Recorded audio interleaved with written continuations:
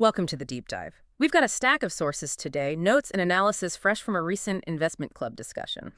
Think of this as getting a shortcut to understanding some major forces shaping your world and your portfolio right now. That's right. These notes cover a lot of ground. You've got the big picture stuff like potential tariffs, looming tax changes, and, well, what the Federal Reserve is signaling. Right. But we also zoom in on specific companies and pull out some practical investment strategies you might need in, this environment. Exactly. Our mission is to cut through the noise, grab the truly valuable insights from this material, and make sense of how it all connects and what it means for you.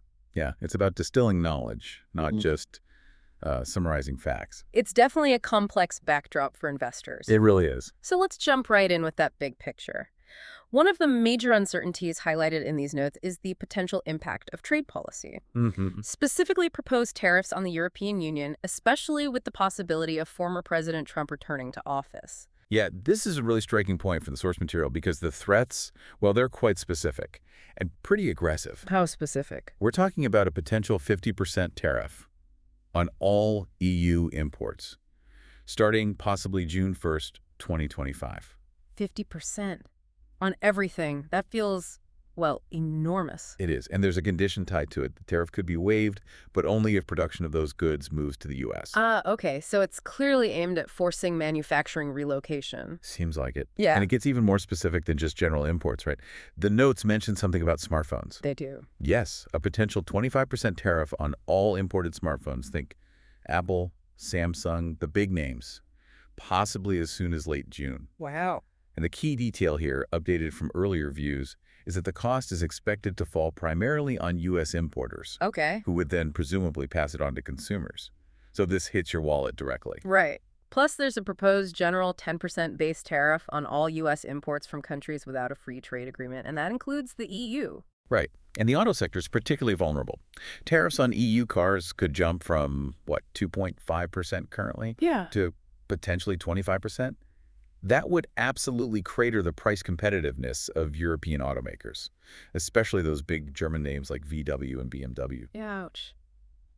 So what does the source material say about the economic fallout for the EU if this actually happens? Well, the IMF forecast cited suggests that even just a 10% tariff, combined with tighter financial conditions, could slow EU growth by 1% over 2 years, compared to their current baseline, of course. 1% might not sound huge, but across the whole EU. It's significant. Yeah. And sectors most exposed are those with high import value but currently low tariffs.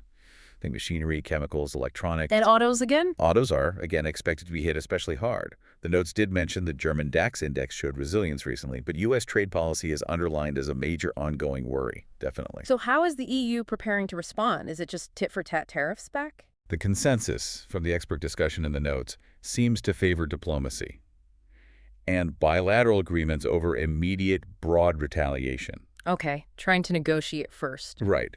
The idea is to seek deals to cushion the impact, maybe even linking trade concessions to non-trade goals like border security. Interesting angle. There's also talk of targeted retaliation, though, on specific U.S. sectors that have strong political ties. A more strategic approach, maybe. So, trying to negotiate, maybe using surgical strikes if needed, but what's the bigger strategic shift happening in Europe because of all this uncertainty? The source highlights a clear pivot. They're looking to strengthen trade relationships with non-U.S. partners, the UK, Africa, the Indo-Pacific, the Global South. Diversifying? Exactly. And focusing on building internal economic resilience by boosting domestic demand within the EU itself. They are consciously trying to, diversify away from potential U.S. trade dependency. Okay, that's a significant realignment. So, pulling this together, what are the key insights for you, the listener, regarding these potential tariffs? Well, I think the core takeaway here isn't just about theoretical tariffs. It's how political leverage, the threat of these massive tariffs, is creating immediate market volatility. Right, the uncertainty itself. Exactly. And it's forcing fundamental strategic pivots in global trade. So for your investments, this means you need to look beyond purely economic analysis. You really need to actively track geopolitical signals. Because they're driving market moves now. In a major way. Also, understand that the cost is very likely coming to your pocket via higher prices on imported goods, which just adds to inflationary pressure. Okay. And if you're invested in European companies, particularly in vulnerable sectors like autos or high-value manufacturing, maybe assess their supply chain resilience and how much they are focusing on diversifying markets beyond the U.S. or relying more on internal EU demand. Because Europe is preparing for a different future. Seems like it. And your portfolio might need to reflect that. Beyond the trade spats, governments are also making big moves on taxes that will impact your portfolio. Let's dive into the proposed legislative package discussed in the notes, sometimes called the One Big Beautiful Bill, Right. aimed at extending parts of the 2017 tax cuts. What are the headline changes that jump out? Well, this bill is extensive. It touches on many aspects of the 2017 Tax Cuts and Jobs Act, the TCJA. For individuals, a lot of the benefits are actually temporary. Things like making tips and overtime tax-free through 2028, or an auto loan interest deduction through 2029. Temporary is a really important distinction there. What about the things that are intended to be more permanent? Okay, permanently extended from the 2017 law are key provisions. The doubled standard deduction, which is indexed for inflation. Right. The $2,000 child tax credit, also indexed, but with a temporary $500 boost until 2028. Okay. A big one for wealthy individuals is the increased estate tax exemption. It jumps to $15 million and it's indexed. $15 million? Wow! Also permanent are the lower mortgage interest deduction cap, set at $750,000, and the repeal of various itemized deductions. The state and local tax deduction, the SALTY cap, that was hugely controversial in 2017. Does this bill change that? It does, and this is a significant detail. The SALT cap is substantially increased to $40,000 for incomes up to $500,000. $40,000 from 10. Right, and it's indexed for inflation. This is a major win, particularly for homeowners in high-tax states who really felt the pinch from the original $10,000 cap. Okay, that's individuals. How about businesses? Businesses benefit from an increased qualified business income, or QBI, deduction of 23%. Okay. There's also temporary full expensing that's 100% bonus depreciation for R&D and equipment purchases through 2029. That could spur investment. Potentially. Permanent limits are placed on net operating losses, or NOLs, for businesses, and a new minimum is introduced for corporate charitable deductions. Any other notable, perhaps less discussed provisions in this massive bill? Yes, the notes highlighted a few others. There's a 3.5% tax on remittances sent abroad by non-citizens. Interesting. Changes to work requirements for programs like Medicaid and SNAP, and substantial funding allocated for border security, including money for a border wall and hiring more agents. Wow, definitely more than just tax changes packed in there. What does this bill mean for the national debt? That's the big question, isn't it? The tax components alone are projected to add somewhere between $3.8 trillion and $4.5 trillion to the federal deficit over the next decade. Trillions. Yeah, and that's on top of the current national debt, which is sitting around $36 trillion. Whew. The Treasury Secretary's view mentioned is that this is manageable with economic growth, but, well, the sheer size of the deficit increase is a major fiscal consideration. So how could all these tax changes specifically impact investments in, households? On the upside, the potential for a temporary bump in disposable income could fuel consumer spending, for a while anyway. Right, temporary. And the incentives for business investment, like that bonus depreciation, could encourage companies to spend more on capital goods, potentially boosting corporate growth. And real estate. We mentioned the SALT cap, but what about the mortgage interest part? Yeah, it's kind of a mixed bag for real estate. The lower mortgage interest cap might put some modest downward pressure on demand for high-end properties, but the significantly higher SALT cap could help support property values in those high-tax states. Makes sense. And the increased estate tax exemption is also a huge factor shaping estate planning for wealthier investors. And the downside? The long-term risk. The main long-term risk is the fiscal one.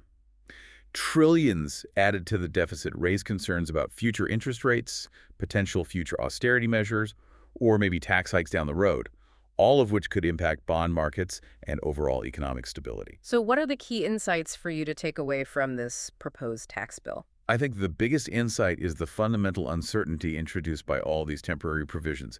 Many individual benefits are tied to a political clock, right? While the deficit increase looks permanent. Sets up a potential cliff. Exactly. Yeah. A potential fiscal cliff around 2028 for some benefits. Yeah. So your long-term financial planning, both personal and investment-wise, needs to be flexible. Don't rely on specific tax rules staying in place permanently. Okay. Also recognize that this bill isn't neutral. The permanent extensions particularly disproportionately benefit higher earners and businesses. Right. The SALT cap change is a huge win for high-income homeowners in specific states. So consider how these uneven impacts might influence consumer spending and regional economic patterns. And the political uncertainty. Huge.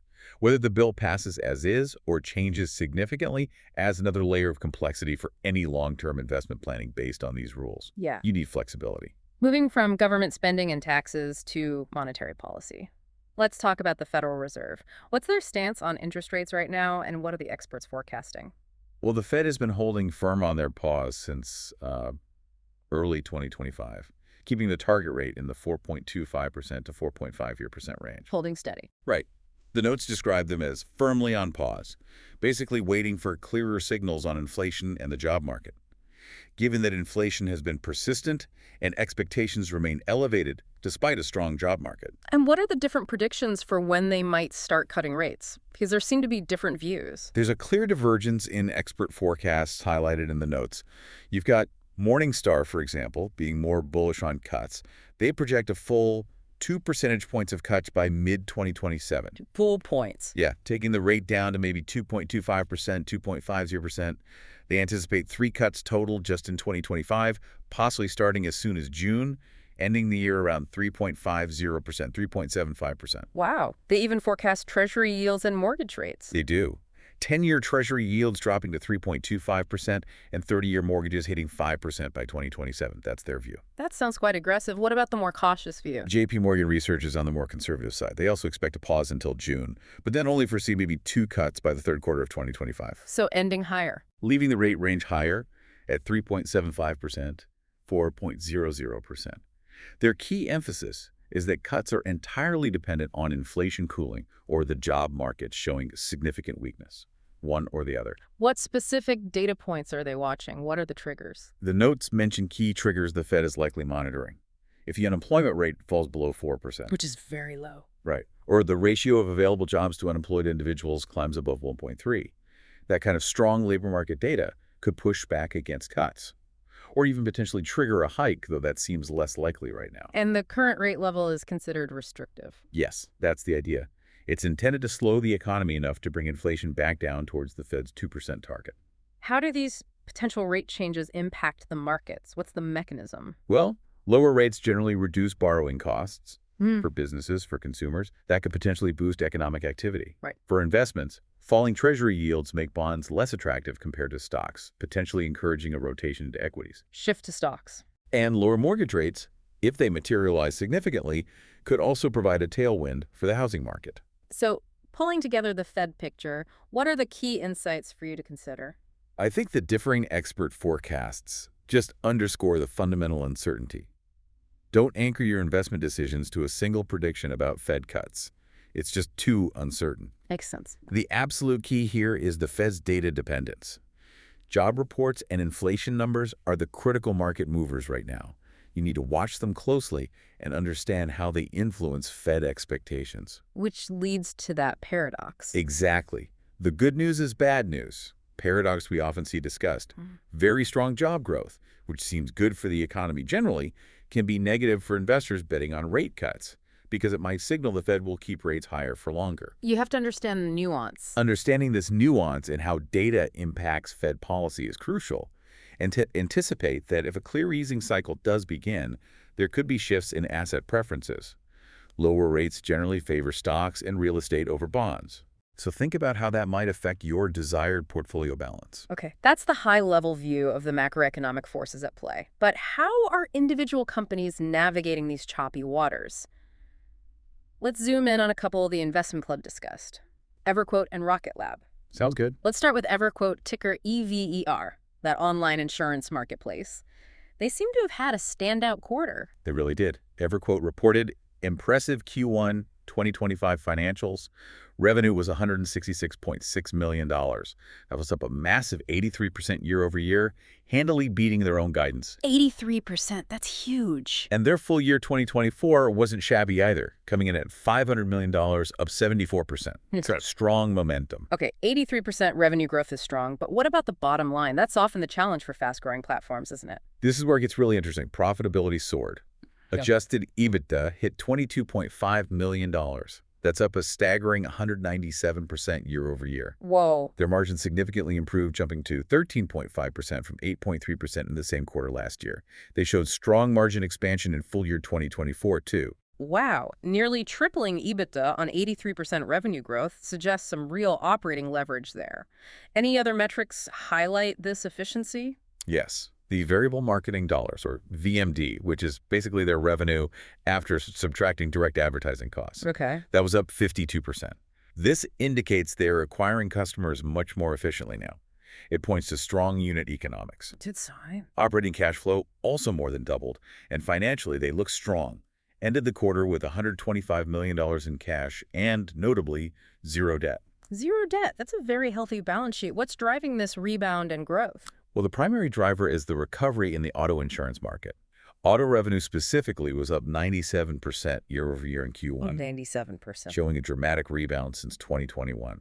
The home renters vertical is also growing, though more modestly. And there's an industry tailwind? Yeah, the overarching industry tailwind is that many auto insurers, having worked through their financial challenges, are increasing their marketing budgets again, which directly benefits platforms like EverQuote. So they're catching that wave. What's their strategic position in the market? How big can they get? Well, it's a massive addressable market, $117 billion annually for property and casualty insurance distribution. The digital ad segment alone, worth about $7 billion and growing 15% per year, still has a very small market share, less than 1% overall and around 7% in digital. So this means there's substantial room for continued growth if they can capture it. And their technology advantage, does that play a role? The notes highlight their investments in AI for traffic management and distribution. Seems to be giving them a competitive edge. How so? This tech helps them deliver better results for insurers, which in turn attracts more marketing budget to their platform. Their core business model is about efficiently connecting consumers looking for insurance with a large network of insurers and agents. So pulling this together forever, what are the key insights for you? I think the main insight is that EverQuote is successfully executing on capturing the significant recovery in the auto insurance market and the ongoing shift towards digital distribution in that industry. They're in the right place at the right time. Seems like it. And their financial performance, especially that huge margin expansion and efficient VMD growth, shows they're converting top-line growth into impressive bottom-line results. They're growing profitably. Key difference. Absolutely. Their small slice of a huge growing digital market, combined with that tech advantage, suggests they have significant runway ahead, if they can maintain this execution, of course. Let's turn to our second company spotlight, Rocket Lab, ticker RKLB. What's the story with this space company? They've been in the news. Yeah, Rocket Lab had a solid Q1 2025 as well. Revenue came in at $123 million, up 32% year over year.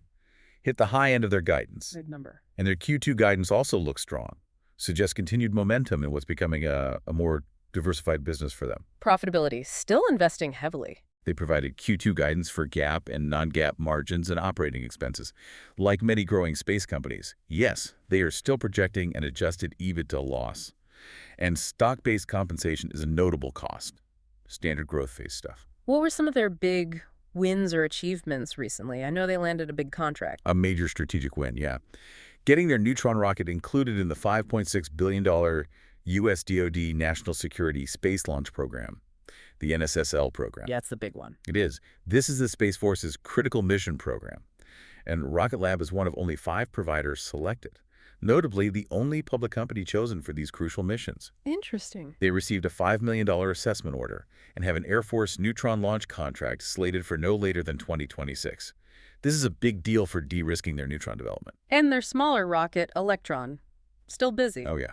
Electron remains highly active. They had 5 successful launches in Q1 alone for various customers. 5 in 1 quarter. The notes point out it's the most frequently launched small orbital rocket globally and the second most launched U.S. rocket annually. So still a workhorse. Any other key contracts or programs mentioned? Yes, they secured a new haste-to-launch contract from Kratos for a specific DoD program scheduled for NLT Q1 2026. More defense work. Seems to be the theme. They were also selected for 2 multi-billion-dollar government programs, one U.S., one U.K., involving satellites and integrating their products into their own future satellite constellation. That focus on government seems really significant. Are they also expanding their space systems business beyond just launch? Absolutely. They are diversifying their product line, offering standardized space solar power solutions, satellite radios. Components? Right. This shows a strategic move to become more of an integrated provider in the space economy, not just a launch service provider. They're aiming to capture more value across the life cycle of a space mission. Makes sense. And they're planning a corporate restructuring? What's that about?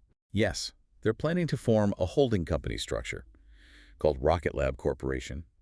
It will replace the current Rocket Lab USA, Inc.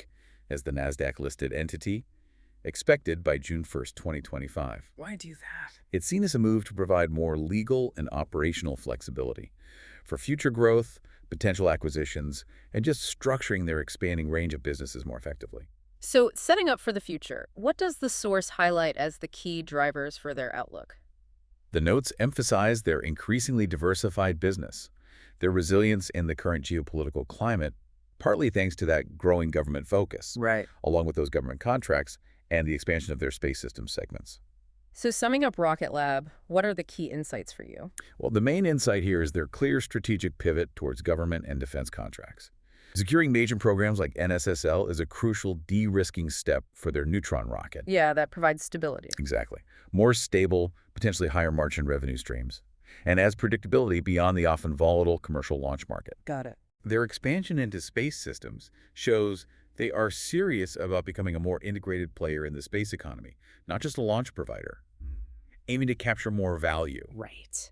And the planned holding company structure is a sign of long-term ambition, setting themselves up for further expansion or potential M&A down the line. Okay, we've looked at the big picture forces and how a couple of companies are navigating them. Now, let's turn to the practical side. How do you actually invest and manage your portfolio in this complex world? Right, the application. The notes touched on lessons from geopolitical conflicts about funding accounts when traditional systems are blocked. What was the takeaway there? Yeah, this section draws on examples where traditional banking systems become vulnerable to sanctions or blockades. The case of Ukraine banning citizens from buying crypto with local currency to prevent capital flight. I remember that. It's a stark illustration of how governments can restrict access to banking in unstable times. And this is where cryptocurrencies are discussed as an alternative, a way around. Exactly. Cryptocurrencies can function outside the traditional banking rails. They operate on decentralized, peer-to-peer networks, meaning transactions can potentially bypass restrictions imposed on banks. How does that work technically? Well, the blockchain records the transaction, but typically holds much less detail about the parties involved compared to bank records, where institutions track sources and check against sanctions lists. It's a different system. And non-custodial wallets play a key role in that autonomy, right? Yes, that's a crucial technical detail. Non-custodial wallets are ones where you control the private keys, giving you direct control over the assets. No, not on an exchange. Right. This offers a level of autonomy from third parties, including authorities, that you don't get with custodial wallets managed by exchanges or other third-party services. So they offer potential access in a crisis, but you mentioned risks earlier. What are the significant downsides highlighted, and how are regulators responding? This can't be risk-free. Oh, far from it. The risks are substantial and amplified precisely because you're bypassing regulated financial institutions. You're vulnerable to cyber attacks with potentially less recourse if something goes wrong. Okay. For specific activities like staking certain tokens, say USDT, which was mentioned for its potentially high yields, although the source didn't confirm that specific 18% rate. Right, caveat there. The risks include platform security failures, vulnerabilities in the underlying smart contracts that govern the staking, counterparty risk if the platform or staking pool fails or turns out to be fraudulent, Hit one? and liquidity risk if your staked funds are locked up and inaccessible when you need them. There's also slashing risk in some staking mechanisms where you can lose staked funds due to validator errors or misconduct. Lots of pitfalls. And regulators. Are they just letting this happen? No, regulators globally are definitely taking notice, driven in large part by...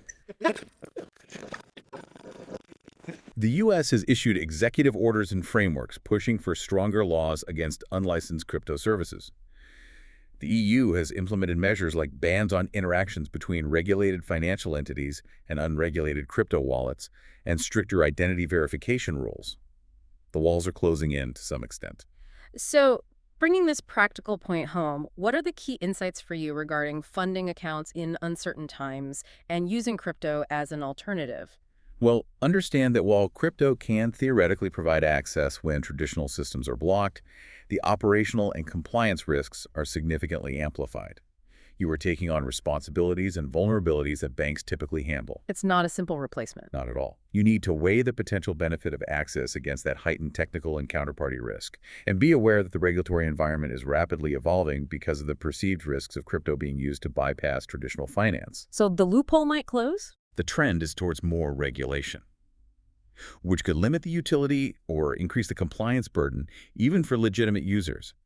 And if you choose to use non-custodial wallets for greater autonomy, you are taking on full responsibility for the security of those assets. Did you know you're... This requires a much higher level of technical understanding and risk management than most people are used to with traditional banking. It's definitely not for the faint of heart or the casual user. That leads us nicely into portfolio allocation. The notes discussed comparing physical real estate and crypto staking as diversification options. Again, acknowledging the mention of very high USDT yields, but without source confirmation on the exact figure. How should investors think about these two very different asset classes? Okay, well, real estate has long been a core part of diversified portfolios for good reasons. Its benefits include, stable income potential through rent, potential for capital appreciation, true diversification, because it often has low correlation with stocks and bonds. Important point. And it's generally considered an effective hedge against inflation, as property values and rents tend to rise with costs over time. What are the ways to get exposure to real estate, besides buying a house? Right. You can invest directly by owning rental properties or indirectly through instruments like REITs, real estate investment trusts, which own and operate income-producing real estate, or MICs, which are mortgage investment corporations that provide income by investing in mortgages. Different ways to play it. And diversification within real estate matters too. Absolutely. Proper diversification within real estate is also key. Spreading your exposure across different property types like residential, commercial, industrial, and geographical locations. And regular rebalancing of your portfolio is important, just like with stocks and bonds. What are some common pitfalls with real estate investing people should watch out for? Mistakes often include concentrating too much wealth in one property or location, underestimating or neglecting maintenance and management costs. Hidden costs. Big time. Or taking on excessive debt, over-leveraging, and it's also a very illiquid asset. You can't just sell it tomorrow if you need cash. Right. Now let's look at crypto staking in contrast. What's the fundamental concept there again? So staking involves participating in the validation process of certain blockchain networks by locking up your cryptocurrency holdings.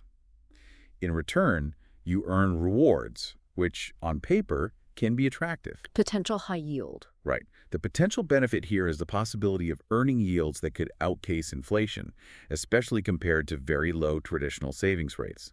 As noted, crypto savings or yield accounts can offer higher rates than traditional banks. But those specific high figures, like 18% on USDT, carry major risk caveats, huge ones. Given the earlier discussion, what are the crucial risks with crypto staking that make it very, very different from, say, owning a rental property or a REIT? Okay, the risks are orders of magnitude higher and much more complex than traditional assets. We really need to reiterate them. Please do. Potential loss of your staked assets due to technical failures or attacks on the platform or the network itself. Market volatility impacting the value of the underlying crypto and the staking rewards. Your funds can be locked up for periods, creating liquidity risk, platform security issues, smart contract vulnerabilities, bugs in the code. Technical risks. Significant counterparty risk. You're trusting a third party, the staking pool, the platform, the validator, who could fail, be fraudulent, or get hacked. Add to that unpredictable regulatory changes, fluctuating yield rates, and that slashing risk where you could be penalized and lose funds. So due diligence is paramount. Absolutely critical. You must thoroughly research the platforms, their security history, any audits before even considering putting money into something like this. So comparing these two very different asset classes for portfolio allocation, what are the key insights for you? Well, real estate offers tangible stability, inflation protection, and diversification benefits due to its low correlation with traditional markets. but it's illiquid. You can't access your cash quickly. It's a good long-term stability play, but you need to balance it against your need for accessible funds. Crypto staking, on the other hand, might offer potentially attractive yields, but it comes with a host of complex, elevated risks, way beyond traditional investments, technical, counterparty, regulatory. So who is it for? It is only appropriate for investors with a very high risk tolerance, a deep technical understanding of how it works, and who can genuinely afford to lose the entire amount staked. Seriously. Got it. The core principle across both holds. Proper portfolio allocation, diversifying across different asset classes, including traditional ones, and diversifying within areas like real estate, property types, locations, and crypto, different assets, different platforms, is vital to managing overall risk and aiming for balanced long-term returns aligned with your personal risk comfort. Speaking of managing risk, the notes mention using a tool called beta. What exactly is beta, and how can investors use it? Okay, beta. Usually denoted by the Greek letter beta. It's a key metric. It measures how volatile a specific investment like a stock or whole portfolio is compared to the overall market. Compared to the market. Right. The market itself, typically represented by the S&P 500 index, is given a beta of 1.0. So beta tells you how much that investment's price tends to move when the market moves. Its sensitivity to the market. How do you interpret the different beta values? What does a number actually mean? Okay, if an investment has a beta of 1.0, it's expected to move pretty much in line with the market. It doesn't fundamentally change the market-related risk of your portfolio. If the market goes up 1%, that stock is expected to go up roughly 1%. Okay, straightforward. What if it's less than 1? If it's less than 1.0, say 0.8, it's less volatile than the market. These types of investments, think some utility stocks maybe, tend to add stability to a portfolio because they don't swing as wildly as the overall market. And higher beta stocks. More risky. A beta greater than 1.0 means the investment is theoretically more volatile than the market. A stock with a beta of 1.2 would be expected to be 20% more volatile than the market, in theory. Okay. These stocks can add more risk to a portfolio, but they also offer the potential for higher returns, often seen in growth or technology stocks, for example. Is there such a thing as negative beta? Yes, there is. Negative beta means the investment tends to move inversely to the market. A beta of MIDI 1.0 would suggest it moves 1% down when the market moves 1% up. What kind of investments do that? Examples are things like certain types of options contracts, inverse ETFs designed to go up when the market goes down, or sometimes even certain gold mining stocks that can act as safe havens during market turmoil. Interesting. What are the limitations of beta? It sounds useful, but can you rely on it completely? Is it predictive? No, definitely not predictive. It has important limitations. Beta is historical. It's calculated based on past price movements, and as we always say, past performance is no guarantee of future results. It also doesn't tell you anything about the company's underlying fundamentals, its earnings, growth prospects, debt level, management quality, none of that. So it's just about price movement relative to the market. Exactly. And a stock's volatility, and therefore its beta, can also change significantly over time based on what's happening with the company or the broader market. It's not fixed. How do investors typically use beta in practice then? Well, investors primarily use beta to get a sense of how much market-related risk a particular investment will add to their portfolio, and to help align their overall portfolio volatility with their personal risk tolerance. Matching risk profile. Right. If you're comfortable with higher risk for potentially higher returns, you might tilt towards higher beta investments. If stability is key, you'll look for lower beta ones. What's a good beta is purely subjective. It depends entirely on your individual risk comfort level and investment goals. So wrapping up beta, what are the key insights for you? I think the main insight is to remember that beta measures market-related volatility only, not the total risk specific to an individual company or its underlying health. Don't forget fundamentals. Absolutely. Yeah. You absolutely must use beta as one tool alongside fundamental analysis. Look at the company's business, its financials, its prospects. You can't just invest based on the beta number alone. And understand the beta is not a static figure. It can change over time depending on market conditions and significant events impacting the company. You can't calculate it once and assume it's fixed. Ongoing monitoring is necessary if you're actively trying to manage your portfolio's beta. Can you use it strategically, like timing the market? Well, you can try to use beta strategically based on your market outlook, maybe increasing it if you expect a bull market, decreasing it in a bear market. But this requires difficult and often unsuccessful market timing. Focus more on understanding the inherent market correlation of your holdings, I'd say. Our final strategy point before we look at upcoming catalysts is tax implications, specifically for international investors. This is obviously a very complex area. Oh, yeah. And the notes emphasize that independent professional tax advice is crucial. Absolutely crucial. Navigating taxes across borders is incredibly complex, and changing laws just add layers of difficulty. So what did the notes highlight from the proposed U.S. tax bill for internationals? Well, that proposed U.S. tax bill we discussed has specific points that affect international investors directly. The 3.5% tax on remittances sent abroad by non-citizens directly impacts individuals who might be sending money overseas or have international financial connections. Okay, that's quite specific. And how about the estate tax changes for international investors, that $15 million exemption? This is a big one. The changes to the U.S. estate tax exemption, that significant increase, interact differently with the tax laws and tax treaties of other countries. Ah, the treaties. Exactly. For international investors holding U.S. assets, understanding how this applies to them is crucial and requires specialized advice. The business tax changes in the bill will also impact international companies or investors with stakes in U.S. businesses. How do those potential tariffs we talked about earlier factor in for international investors? Is it just a trade issue? While primarily a trade issue, tariffs can indirectly affect international investors. If a company you're invested in is heavily involved in cross-border trade impacted by tariffs, its profitability could be affected, Right. which could influence its stock value or dividend payments. So it filters through to the investment side. And crypto staking taxes internationally? Another layer of complexity? Definitely. As mentioned, income from staking is potentially taxable. For international investors, this means understanding not only U.S. rules if they're interacting with U.S. platforms or assets, but also how their home country taxes this type of digital asset income and any capital gains from crypto trading. The rules vary wildly globally. It's a minefield. So what are the key insights for you if you're an international investor navigating this environment? It sounds tough. It is complex. The convergence of changing U.S. tax policy, potential trade shifts, and evolving global crypto regulation creates significant complexity. Specialized cross-border tax advice is not optional.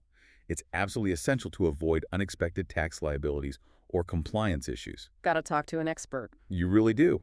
You might need to actively explore different countries or investment structures to manage adverse tax impacts, or maybe take advantage of more favorable rules and tax treaties. Thinking strategically about location. Right. This means considering the tax implications of where you hold assets and where you make investments, and staying vigilant on how tax and regulatory frameworks converge or diverge across different countries is crucial because these landscapes are shifting rapidly. You need to be proactive to manage your tax exposure effectively. All right, we've covered macro forces, company specifics, and investment strategies. Now let's shift gears one last time and look ahead to what's coming up that could really move the markets. The catalysts. Particularly upcoming earnings reports from some key companies that were discussed in these notes. Yeah, earnings season is always a catalyst-rich period. NVIDIA, ticker NVDA, is front and center, of course. Always. Their Q1 FY25 report back in May already triggered a significant 9.3% stock jump. So, high expectations. And their Q2 report is coming up. Upcoming Q2 report, expected in July, will be intensely watched. Analysts are forecasting continued high growth in both earnings per share and revenue. Big numbers expected. Any specific things to look for with NVIDIA earnings this time? The notes mentioned watching specific China revenue figures across the quarters, especially the expected impact of the MI308 export ban showing up more clearly in Q2. Ah, the export controls. Right. The overall AI growth story is expected to continue, supported by some positive policy developments, but uncertainty from the Section 232 semiconductor investigation lingers. Dips in the stock are still generally seen as buying opportunities by many, though. And the market reaction is always huge. The sensitivity of NVIDIA earnings is legendary. Any deviation from expectations causes massive stock swings. Options traders are pricing in roughly a 7% move post-earnings, so volatility expected. Any other color on NVIDIA? Interestingly, hedge funds were noted as net sellers in Q1, which is just a data point to consider. And the CEO's outlook for 2025 being very exciting with agentive AI adds to the forward-looking hype. Okay, who else is reporting soon? What about Okta, ticker OKTA, the identity security company? Okta's Q1 report is expected today, May 27th. Analysts are anticipating revenue growth, but the notes point out it's expected to be a deceleration compared to last year. Slowing growth. A bit. And a factor to watch is their recent history of missing revenue forecasts twice. So execution is key. But the stock has done well recently. Despite that, the stock has performed well lately, Yeah. up over 18% in the last month. Fits into the generally positive sentiment around the cybersecurity sector, which was up about 7.3% on average last month. And AI's impact there, too. The impact of generative AI on enterprise security is also seen as a major factor for Okta. Big theme. Costco, ticker ICOUSD. Always a closely watched name. Costco's Q3 FY25 report is due Thursday. Analysts are generally optimistic, seeing a small potential upside from the current price. What are they seen as resilient? A key reason is their business model. It seems robust against macro uncertainty and tariffs.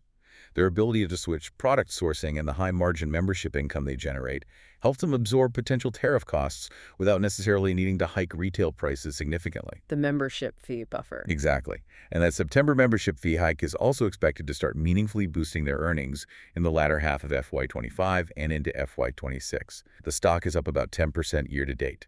Steady performer. Ulta Beauty ULTA, what's the outlook there? Ulta Beauty's Q1 FY25 report is expected May 29th. Analysts are forecasting a year-over-year decline in both EPS and revenue. What decline? Why? Partly attributed to having an extra week in the prior year's quarter, so a tough comparison. They did beat EPS and revenue expectations in their previous quarter, Q4 FY24. Okay. Their FY25 guidance has been provided, with expectations for EPS to recover in FY26. Analyst sentiment is currently a moderate buy, with some potential upside to their price targets. How has the stock performed?